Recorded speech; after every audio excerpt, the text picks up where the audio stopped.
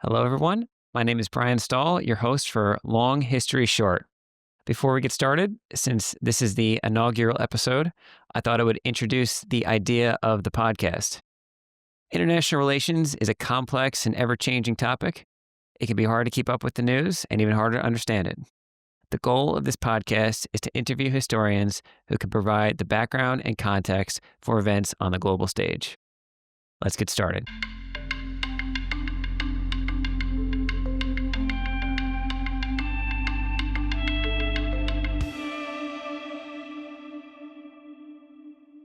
On Sunday, September 14th, the German state of North Rhine-Westphalia held an election where the Alternative for Deutschland, or AfD, had a historically strong showing. While the centrist Conservative Party had the best showing, the AfD received 14.5% of the vote, 3 times as many votes as the party won 5 years ago during the last election. The AfD is a nationalist party, and since Germany's sense of nationalism has been muted and tepid since the end of the Second World War, their rise has alarmed some. Here to talk to us today about German nationalism is Professor John Deak. Professor Deak received his PhD from the University of Chicago in 2009 and has taught at the University of Notre Dame ever since. His research interests include Germany and Central Europe, and in 2018, his book, Forging a Multinational State, State-Making in Imperial Austria, From the Enlightenment to the First World War, won the Austrian State Prize for Social Science History. Welcome, Professor Deak. Hi, it's great to be here, Brian. Great to be here, too. So let's start with a heavy hitter. If nationalism just means identification with a particular people, what in particular is German nationalism? What sets it apart?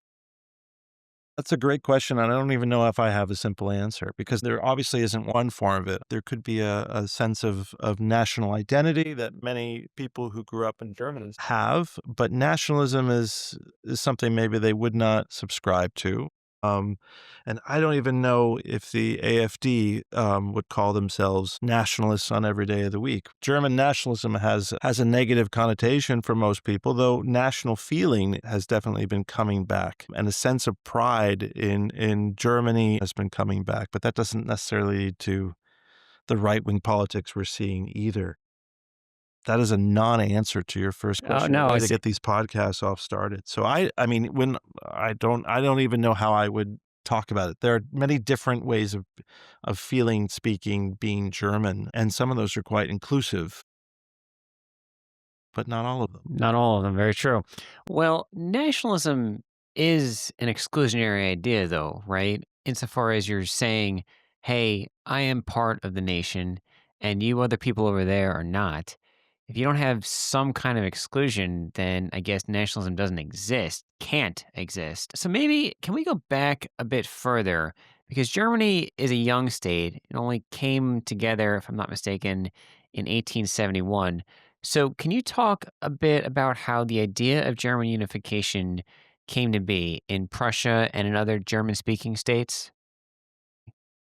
Or I could talk a little bit more substantially about this, of course, the history of German unification and where to get started. I mean, for a long time, and really up until the French Revolution, the concept of Germany really existed politically in a bunch of different principalities, and about 360 or so in the Holy Roman Empire of the German nation. I mean, what we first see strands of German nationalism or German national sentiment breaking into politics is in the wake of the French Revolution and the Napoleonic Wars, where thinkers, philosophers, students and activists are saying that there needs to be some type of unity to protect ourselves from another Napoleon running us over again and dominating us from outside. And this will come with some type of unity, military, political unity. Now, between the end of the Napoleonic Wars in 1815 and German unification in 1871, that's a lot of time. What was the holdup? What took them so long to band together? Holdup was the German princes. There were still 39 different territories, some cities, but maybe 35 German princes who did not want to yield sovereignty to some type of larger German state.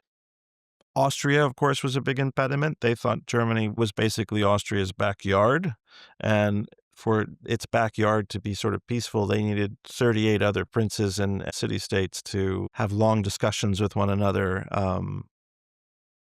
and come to solutions through stability and compromise. That was the way Austria could function as a great power in Europe, in the concert of Europe. They needed Germany to kind of not raise any of the European temperature. And Berlin, too, for a long time saw itself as being the second fiddle under Austria. And Hmm. many of the larger principalities like Bavaria or Baden or Hanover were perfectly fine with their medium-sized chunk of German territory. Ceding sovereignty was the problem. Bismarck is the one that changed things, and he sees German unification as a solution to a Prussian issue. It's not something that he does for itself. So the liberals who are pushing for German unification throughout the middle part of the 19th century, they're not the ones who achieve it. It's achieved by a conservative monarchist to solve a specific problem in Prussia. Um, And what was that specific problem? Prussian military funding, a budget, and parliamentarism. After the revolutions of 1848, Prussia had a parliament. The parliament refused to allocate new funds for the military. The king was basically beside himself and appointed Bismarck to solve the problem. Bismarck solves the problem by fighting wars in which there's emergency situations, so he doesn't ask Parliament for the funds. He just takes them. And after defeating Austria in a war in 1866, he goes back to Parliament and says, well, we've beaten Austria. We have unified Germany north of the Main under our flag. Why don't you go ahead and approve everything that I've done that was unconstitutional for the last 4 years? And middle-class liberals who had been Bismarck's opponents, looking at the political situation and enjoying the German unity that was happening, approved it. 1870, 1871, when real German unification happens, when it's called the German Empire, proceeds out of that.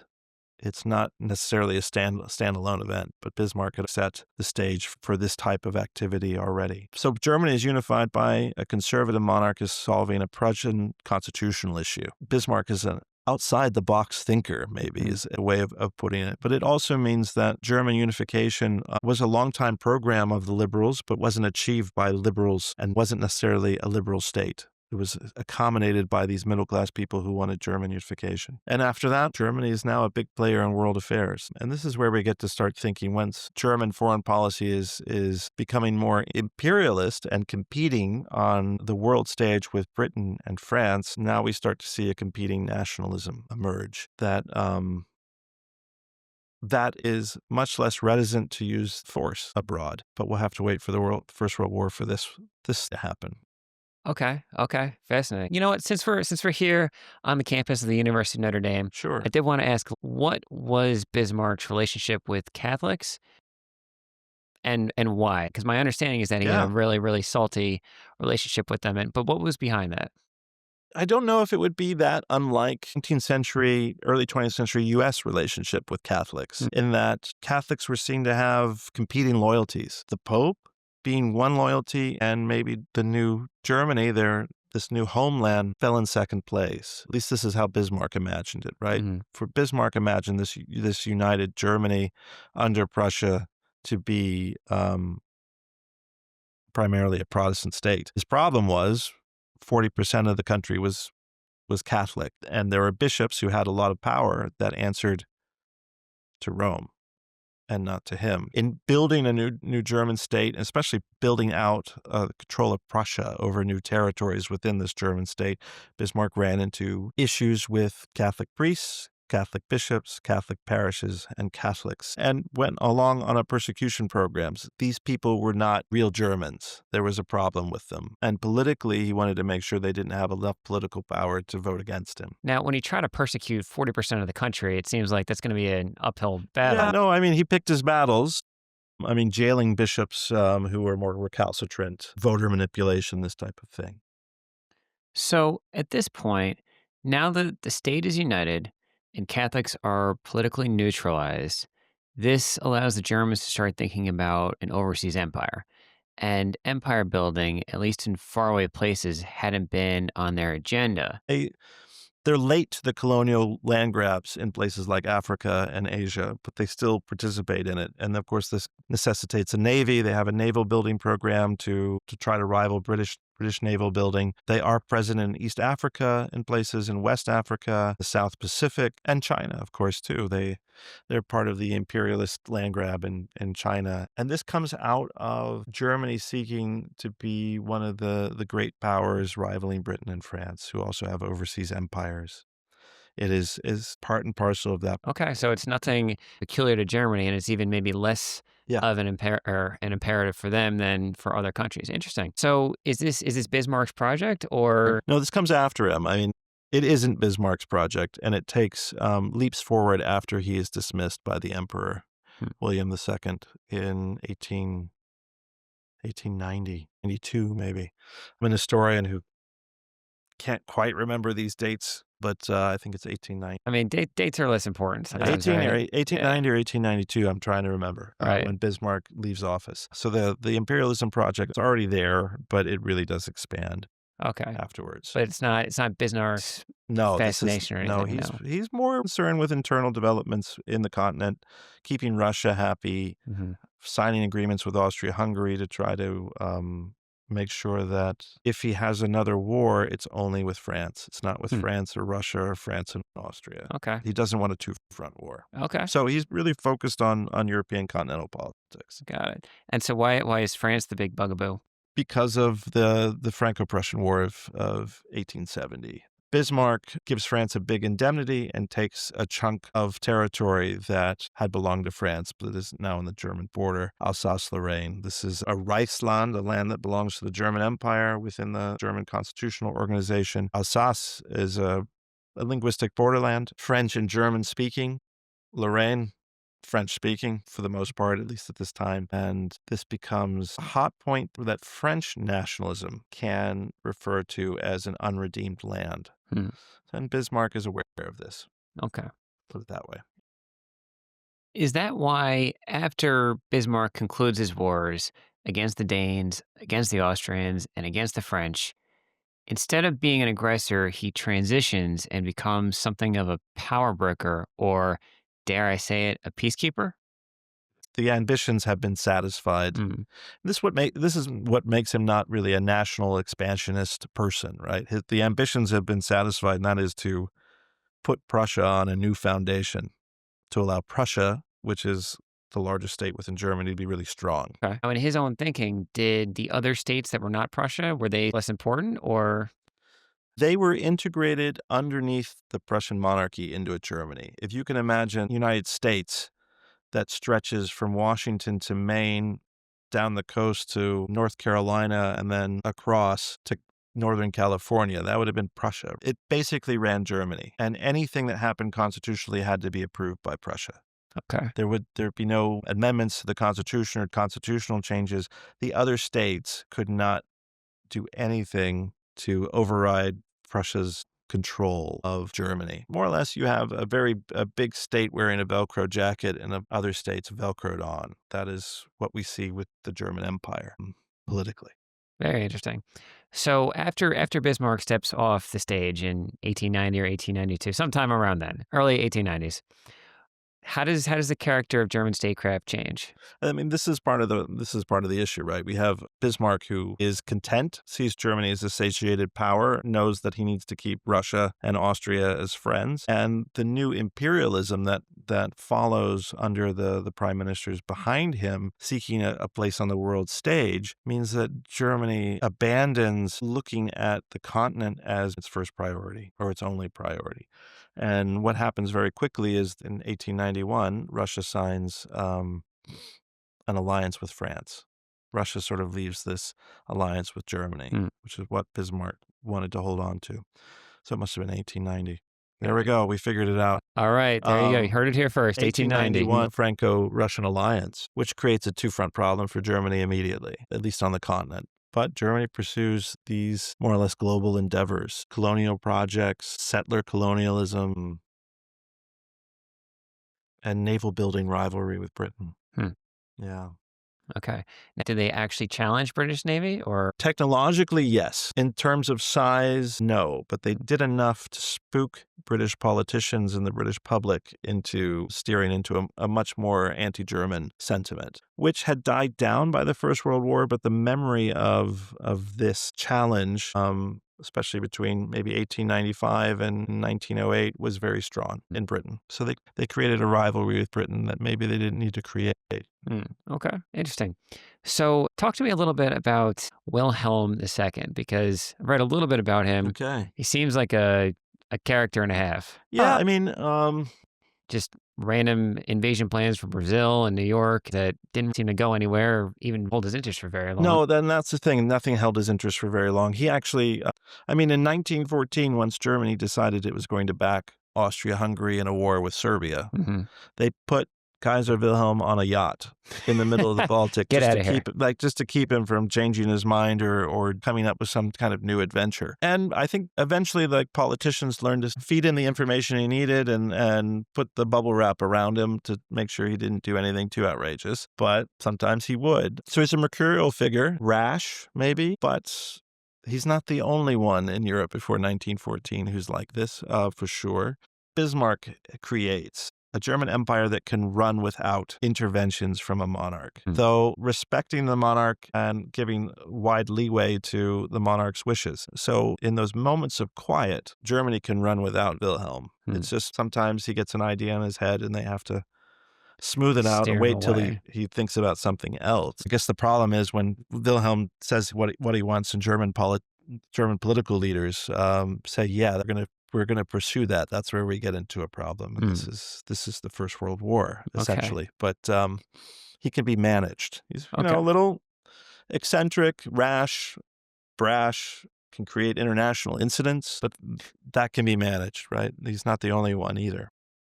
I remember reading once about Kaiser Wilhelm joking at a dinner party with an American diplomat about invading France, and the Americans took that seriously and went on high alert, all because of his probably half drunk mumblings. So, how much authority did the Kaiser have? Is it accurate to say that he was more than a figurehead, but less, maybe much less than an absolute monarch? Yeah. Monarchs at this point, especially if they had lots of extra constitutional power, were managed. Hmm. And in the sense of Germany, things could go on without him. If he had a strong opinion, that mattered, especially in terms of foreign policy and military. That mattered. But his opinions depended on the information that he was being fed by the people around him. He wasn't someone who subscribed to his own newspapers. Let's put it that way. Yeah. But a fully absolutist monarch, we don't really have those. States have become so complex that monarchs both have to delegate authority, but also have close advisors who are doing the work of information gathering and thinking and coming up with policies. And he has to give final approval for a lot of the things that are foreign policy related.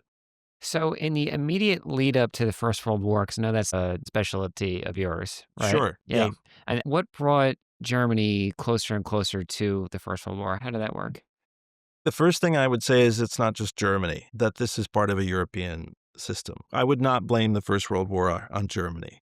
Okay. Or solely on Germany, at least. I teach a class in the First World War. I have one this semester, and I have 40 students in that class. And I reminded them when we talked about the July crisis that the number of people who actively steered their countries into war, who made the decision to go to war that ended up killing 11 million combatants, are less than the number of people in that classroom, less than 40. Wilhelm certainly bears some responsibility, but also the leaders of Austria-Hungary definitely do. The leaders of Russia at the time made active decisions not to avoid war. France also made active decisions not to avoid war. Britain had every eventuality to not avoid war. Even the King of Belgium, who was given an ultimatum to allow German soldiers to pass through, against his advisors, made the decision to stand and fight. Even Belgium had a choice. It wasn't a great choice, but every leader made the decision that it was time for war. And German leadership thought that with France bankrolling Russian military factories, Russian railroad building, Russian mobilization plans, lots of French banks were involved with loans to Russia that were part of its military restructuring and modernization after 1905, that it was much better if they were going to get into a war with Russia to do it in 1914 than after 1917, Mm. 1918, or certainly by 1920. If war was going to happen, it was going to be much more advantageous now. And for Austria-Hungary, this calculus was the same. They had spent a decade dealing with a Serbian state whose foreign policy was directed against them. They were dealing with a Serbian state whose patron Russia was encouraging them in this regard. They were also dealing with anti-Austrian propaganda that was emanating from Belgrade and being spread in Serbian and Croatian-speaking territories, Bosnia and Bosnian-speaking territories of Austria-Hungary. And so they thought better now than later. We're getting boxed in and we have to figure out a way out of this impasse. The status quo is not going to hold much longer. So we already have 1 foot inside of the cage. Before we are all the way in there, might as well start hitting back This is now. the thinking. Mhm. This is the thinking. Yeah. Right. When does the Schlieffen plan, the idea that you need to attack attack France first, get them out of the way, and then turn your sights to Russia? When does that enter into German calculations? Alfred von Schlieffen was the chief of the general staff from 1890 to 1905. And the Schlieffen Plan is a reaction to the Franco-Russian alliance of 1891. Mm. That if France and Russia are in an alliance and we have to fight a two-front war against them, this is the only way it can work. France, smaller, with a large army, more densely populated, but also with a much more dense railroad network, will not need as much time to mobilize. That is, take civilians who are in the reserves, call them up, give them a rifle, kit, give them an oath of military service, and send them to the front. France is going to be a lot quicker. Russia, they estimate, will still take 2 months. So they have 60 days. Mm. Germany's plan, they can field a very large army very quickly, with less than a week. So they calculate that they have to beat France first and to bring an overwhelming number of troops against France to take Paris and knock France out of the war. And then if Russia still wants to fight, at that point, they can move their troops by internal railroad connections east. That is the Schlieffen Plan. It is, in some ways, military planning for a worst-case scenario, a two-front war. It is also very useful when you give this to politicians as a chief of the general staff to say, this isn't the army we have, but this is the battle of the future. Give us the army we need. These plans are also political. This is actually what Germany ends up going to war with. It is not necessarily the goal on July 4th, 1914, when they're giving Austria carte blanche to do what it wants with Serbia, saying, we'll back you up. This is not what Germany is thinking. They're not saying, oh, we got the Schlieffen Plan, this is what we're going to do. They're hoping to keep Russia and France out of the war. The fact that Russia and France declare war on Germany, this is a bad scenario. They have a contingency plan, but it's a great risk, and it fails. Why does it fail? We can make two arguments. One, the chief of the general staff at this time, Helmut von Moltke the Younger, doesn't fully commit to it.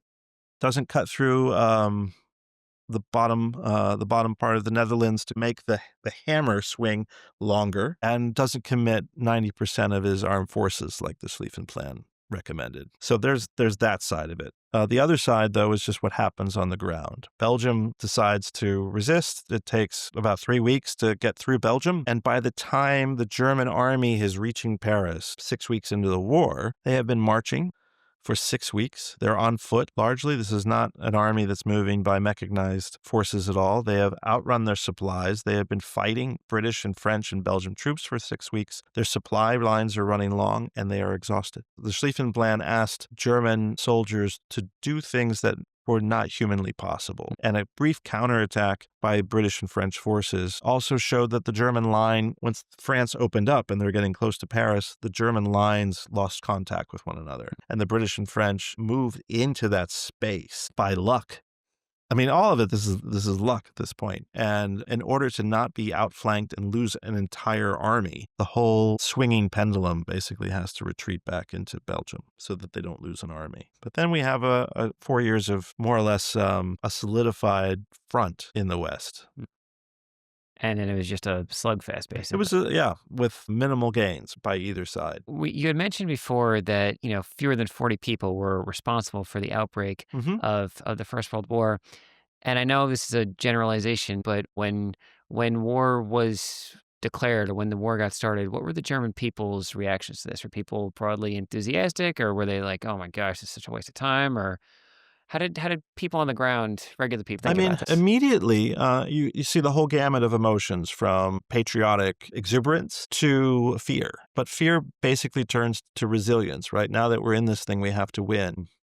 I think most of the German people, even the left-wing socialists, by the beginning of August, were like, well, we're in this war. We need to make sure we commit to it and win. So there was a lot of solidarity at the very beginning. I wouldn't say that there was a burst of nationalist enthusiasm from everyone. There's a moment of community resilience that happens as a result of being in a war that's going to be hard and that people are going to have to make sacrifices. So war's going on, and eventually Germany starts losing. And before long, the Germans surrender. The conventional account is that the German people felt betrayed. They thought their leadership stabbed them in the back and capitulated for no reason. Is that actually how the German people saw things? I mean, a couple things. The surrender and losing the war were a shock Hmm. because German state controlled the media and the messages about battlefield reconnaissance, they were all controlled by state press offices and propaganda offices. The fact that the loss of the war happened so quickly, the German army basically collapses after a big push in 1918. So the loss was sudden and the punishment was severe for losing. So there was a lot of resentment toward the other states, toward Britain and especially France as a result of the punishments that Germany was receiving. A big reparations payment was going to be due. Germany had to disarm. It lost territory.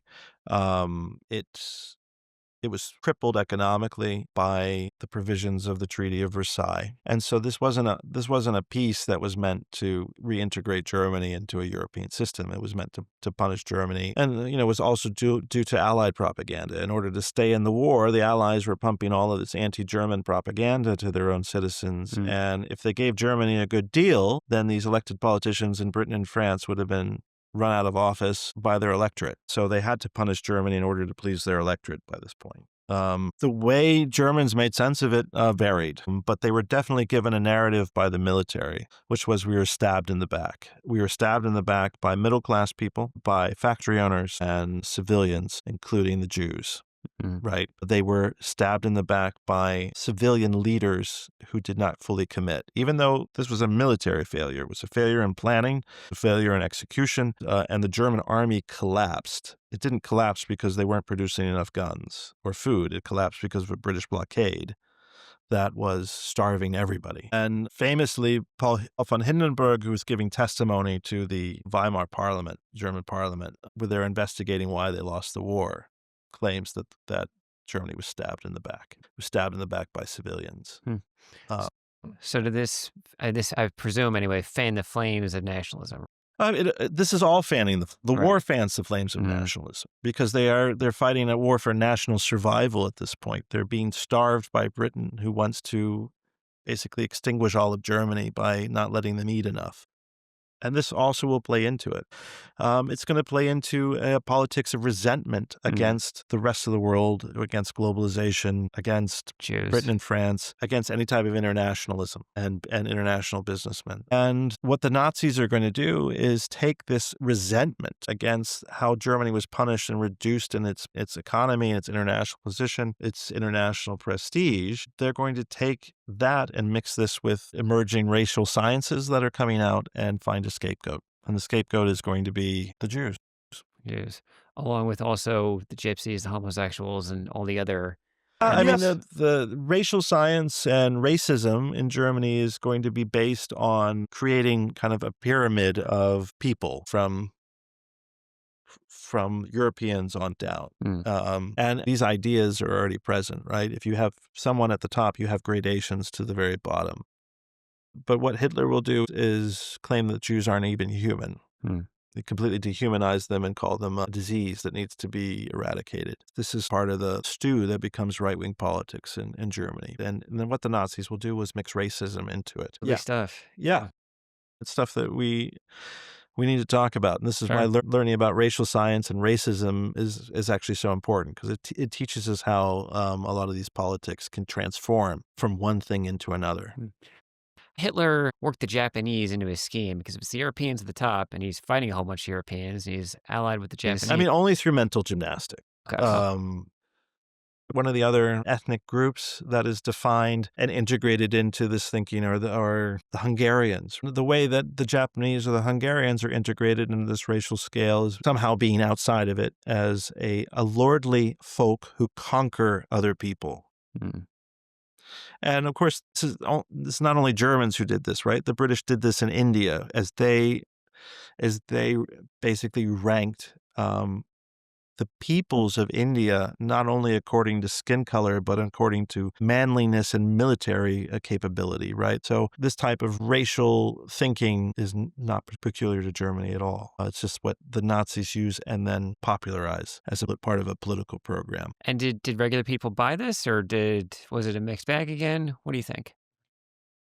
I mean, once the Nazi Party becomes a major political force in Germany, they have an enormous scale of propaganda using posters, but also emerging radio and film. They're able to do a lot with this and proselytize these kinds of ideas. So everyday people, even just to accommodate the regime, would buy in. So these ideas spread, and it takes a long time for them to end, even after Germany's defeated. These kind of lingering ideas of racial hierarchy and racism are still there. And the fact that the rest of the world at least shares some commonality with this type of racial thinking prevents a full denazification. One of the reasons why the International Military Tribunal at Nuremberg is not really able to pursue questions of the Holocaust based on racial thinking is because the American prosecutors are very much aware that the Jim Crow South is still going on in the U.S. Mm.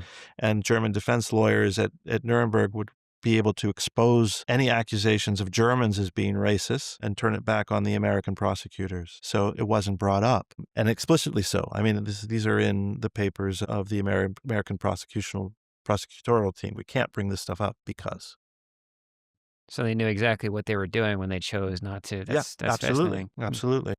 Right. So then how They might did not agreed with it, right? They might have not agreed with the racial politics of the United States, and I think in many cases they didn't, but they couldn't bring it up as a legal argument because it they was weren't still on good here. Yeah, footing? Right. Okay. So, and I know we're getting outside of your sure. favorite time period, but my understanding is that up until very recently, German nationalism has been very, very suppressed and tepid and mild-mannered.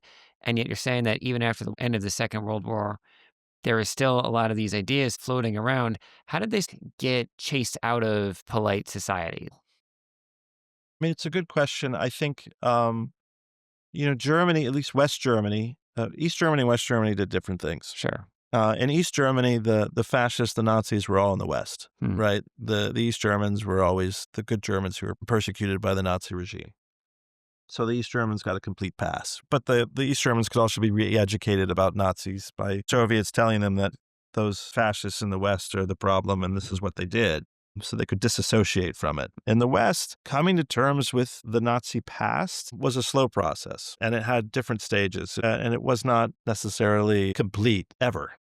But re-education of the populace took place slowly and gradually.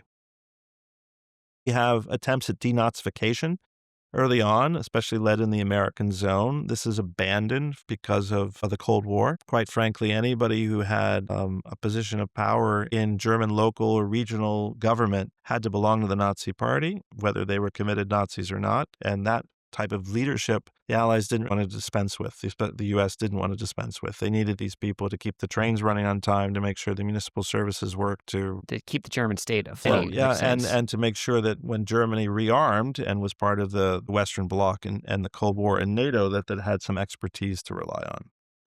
Socially and culturally, I think Germany went through these periods of not talking about much of what happened under National Socialism to being able to address it slowly but surely over time. Certainly, it became part of an education process where German school children were taught about it and were able to discuss it publicly, but there were still moments like in the 1960s um, when German prosecutors tried to put former Nazis on trial for crimes committed against Jews and other people at death camp sites or concentration camp sites. This did not get a lot of public support, but these trials were meant to re-educate the public and confront them with crimes that had been swept under the rug or things that people weren't talking about. So this happens slowly. But what happens very quickly is that National Socialism, its propaganda, its keywords, its tenets had to be abandoned in public to be able to conform to a new reality, which was occupation and integration into um, a European economic zone. Hmm. Okay. So If that there's makes sense. yeah, no, it does make sense. It was a very slow going Yeah. process. Okay. All right. Well, we're just about all out of time, but Professor Dack, thank you very much Thank you. for agreeing to sit down and talk about this fascinating topic. And now you've heard the long history short. Make sure you tune in next time for part two on the history of modern Germany.